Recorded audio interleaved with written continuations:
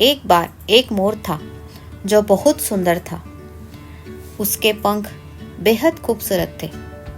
एक दिन खूब झमझम बारिश हुई और मोर नाचने लगा।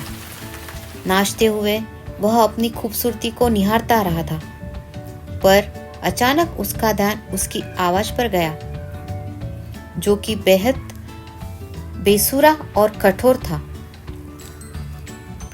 इस बात का एहसास होते ही वह बेहद उदास हो गया और उसके आंखों में आंसू आ गए।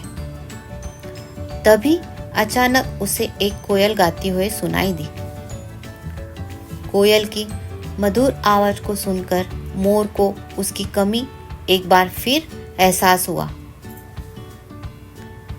वह सोचने लगा कि भगवान ने उसे सुंदरता तो दी, पर बेसुरा क्यों बनाया।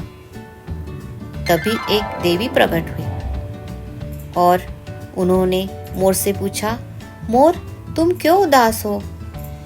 मोर ने देवी से अपनी कठोर आवाज के बारे में शिकायत की और उनसे पूछा, कोयल की आवाज इतनी मीठी है पर मेरी क्यों नहीं? इसलिए मैं दुखी हूँ। अब मोर की बात सुनकर देवी ने समझाया, भगवान के द्वारा सभी का हिस्सा निर्धारित है। हर जीव अपने तरीके से खास होता है।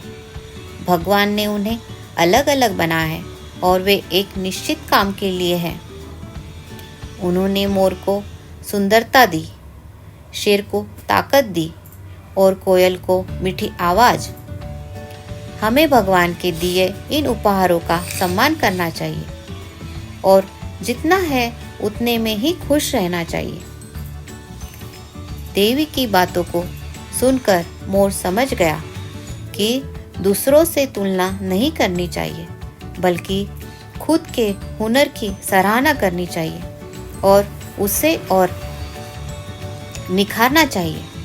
मोर उस दिन समझा कि हर व्यक्ति किसी न किसी तरह से यूनिक होता है। इस कहानी से हमें ये शिक्षा मिलती है, खुद को स्वीकार करना ही खुशी का पहला कदम है। जो कुछ भी आपके पास नहीं है, उसके लिए दुखी होने के बजाय आपके पास जो है उसे स्वीकार करें।